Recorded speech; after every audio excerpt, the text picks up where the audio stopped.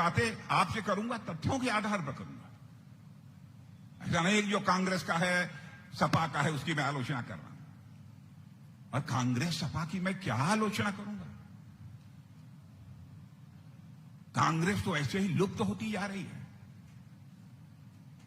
जैसे आपने डायनासोर का नाम सुना होगा, डायनासोर सारे विश्व से लुप्त हो गया, गायब हो गया। वैसे ही मुझे लगता है 2024 के बाद आप बच्चों से पूछेंगे 10 साल के बाद कि बच्चे कांग्रेस कौन होता है, कि कौन कांग्रेस? यह हालत हो गई है। सपा के बारे में बच्चों से आप पूछेंगे कुछ साल के बाद तो बच्चे कहेंगे सपा, सपा का मतलब समाप्त पार्टी।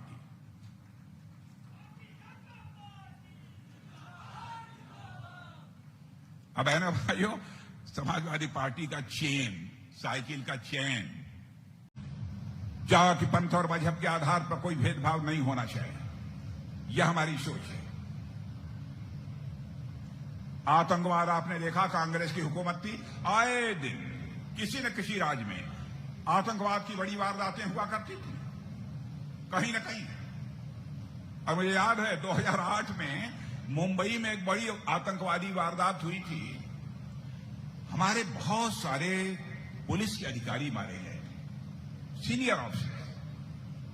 उस समय वहां के कांग्रेस के गृह मंत्री थे, उन्होंने कहा अरे आतंकवाद की घटनाएं तो होती रहती हैं, कांग्रेस को यह बर्दाश्त हो सकता है लेकिन भारतीय जनता पार्टी को यह बर्दाश्त नहीं है। बहनों भाई, आज ये देखिए हिंदुस्तान में शायद कश्मीर घाटी में 1-2 छोटी मोटी आतंकवाद की वारदातें हों, लेकिन किसी आतंकवादी ने मां का दूध नहीं पिया है कि हिंदुस्तान के किसी राज्य में आतंकवादी वारदात कर।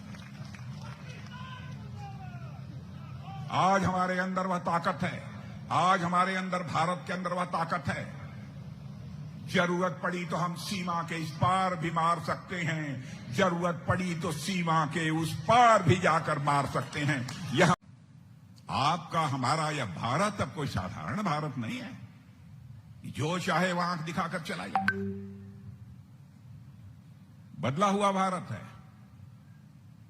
लेकिन हमारे कांग्रेस के दोस्तों को समझ में बात नहीं आती है, समाजवादी पार्टी के दोस्तों को समझ में नहीं आती है।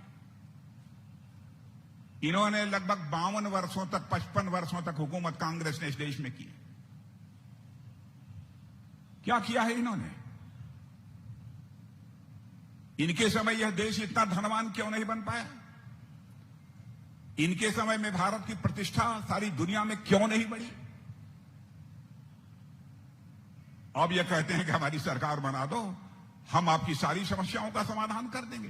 अब तक क्या किया आपने? 52 वर्षों का समय किसी भी राजनीतिक पार्टी के लिए यह कोई कम समय नहीं होता है।